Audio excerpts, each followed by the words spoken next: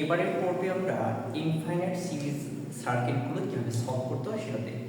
Case number 1, এরকম যদি circuit infinite পর্যন্ত বিস্তৃত থাকে তখন আমাদের সলভ করার জন্য যেটা করতে হবে, প্রথমে দুইটা রোধকে আমরা ধরে নেব, ধরে বাকি রোধগুলোর মাঝে খুঁজবো যে কোথাও কি রিপিটিং ইউনিট পাওয়া যাচ্ছে কিনা, যে রিপিট হচ্ছে বারবার। যেমন এই দুইটা ধরার পরে দেখতে পাচ্ছি যে এই এরকম রোধ দুইটা এরকম অনেকগুলো ইউনিট পাওয়া যাবে। আবার খেয়াল করো, এই যে এরকম ইউনিট অনেকগুলো পাওয়া যাবে না, অসংখ্য এরকম ইউনিট পাওয়া যাবে, এরকম ইউনিট পাওয়া যাবে। আমি ধরে নিচ্ছি এই সবার তুল্য রোধ হচ্ছে কত, আর ইকুইভ্যালেন্ট, সেটাকে আমি এখন x ধরে নিচ্ছি।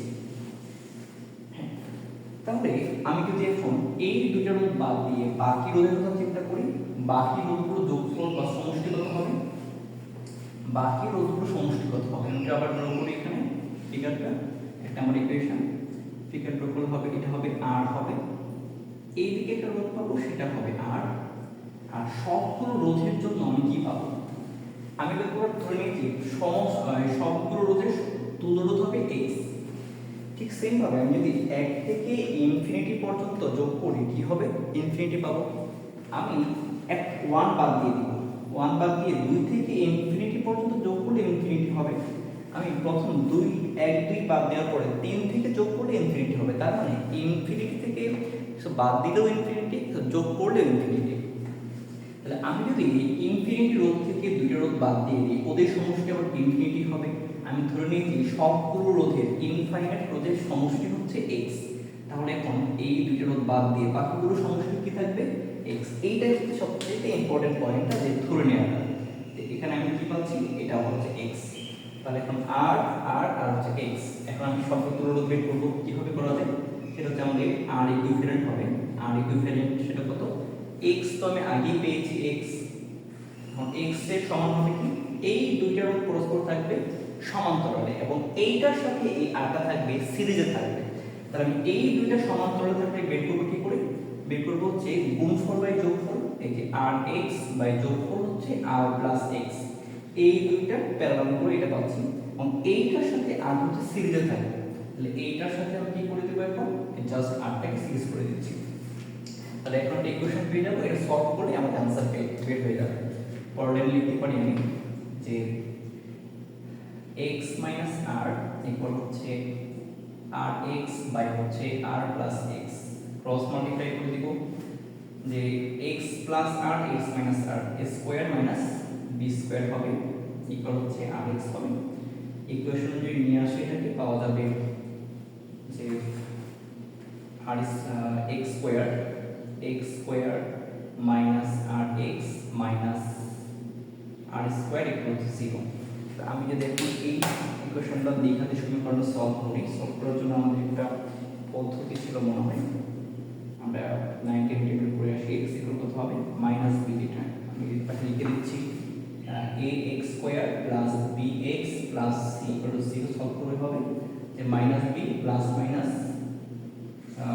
হচ্ছে root over b square minus 4ac by 2ac। ঠিক সেটা অ্যাপ্লাই করব, তাহলে হচ্ছে মাইনাস b মাইনাস r মানে প্লাস r হয়ে যাবে, plus minus root over b square কত হবে r square minus 4 into a হচ্ছে 1, c হচ্ছে কত মাইনাস r স্কয়ার, তাহলে মাইনাস r স্কয়ার, আর নিচে হচ্ছে যে 2 ইনটু a মান হচ্ছে 1, যেখানে পাবো হচ্ছে আমরা যে r plus minus a minus plus হবে, রুট ওভার কত হবে যে 5 r স্কয়ার বাই 2 হবে।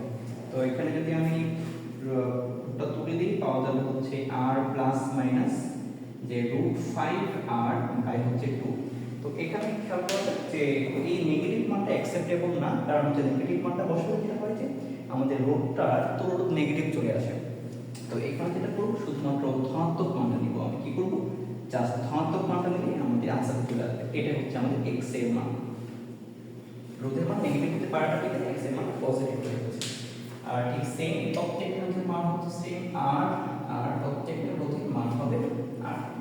তাহলে এখানে আমাদের প্রথমে দুইটা রোধ ধরে নেব, ধরে নেওয়ার পরে আমরা দেখব রিপিটিং ইউনিট পাওয়া যাচ্ছে কিনা। এই দুইটা রোধ আমি ধরে নিচ্ছি, এখন দেখি রিপিটিং ইউনিট পাওয়া যাচ্ছে কিনা। হ্যাঁ পাওয়া যাচ্ছে, যে কোনগুলো পাওয়া যাচ্ছে এরকম এই তিনটা মিলে একটা ইউনিট, ঠিক সিমিলারলি এখানে রোধ আসবে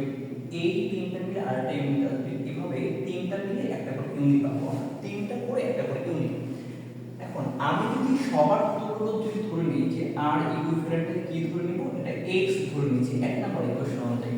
তাহলে আমি যদি এই দুইটা রোধ বাদ দিয়ে বাকি রোধ বাদ দিয়ে যোগ করি, এই দুইটা রোধ বাদে বাকি রোধগুলো যোগ করব, তখন আমি x পাবো। কারণ আমি আগে দেখেছি দুইটা রোধ বাদ দিলে আমাদের ইনফিনিটি প্রপার্টি চেঞ্জ হবে না।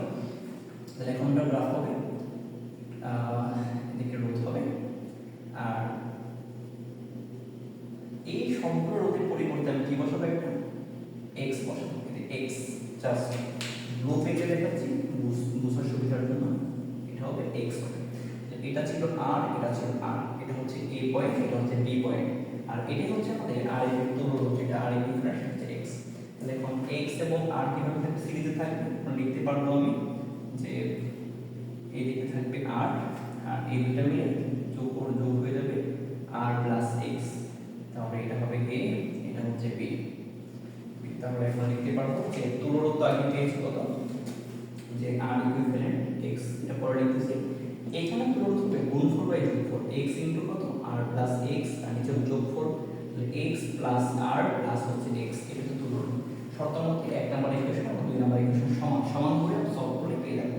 তাহলে এক নাম্বার ইকুয়েশন সমান হচ্ছে দুই নাম্বার ইকুয়েশন, সমান করলে পাবো x equal x into r plus x হচ্ছে কত হবে 2x প্লাস হচ্ছে r, গুণ করে দিই তাহলে হবে 2x স্কয়ার প্লাস হচ্ছে x r ইকুয়াল হবে কত x r প্লাস হচ্ছে x স্কয়ার।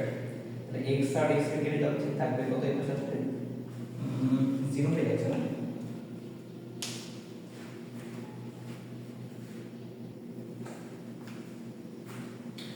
সরি, এখানে হবে আমাদের r হবে, এই দুটোর তুলনা করব তো r into r plus x নিচে হবে r প্লাস x।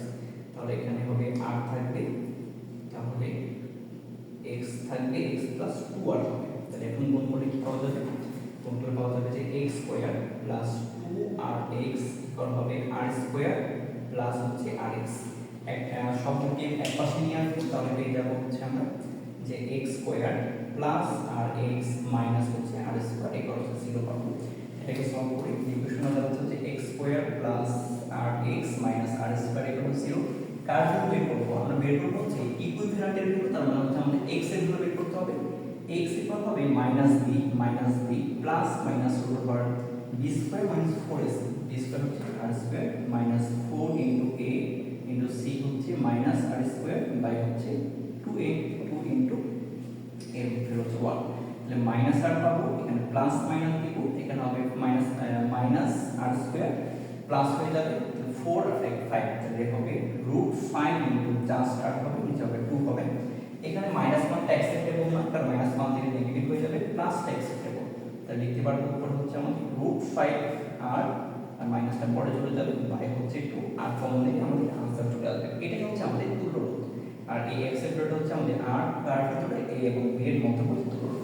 তো এইভাবে হচ্ছে আমরা ইনফাইনাইট সিরিজগুলো সলভ করতে পারবো।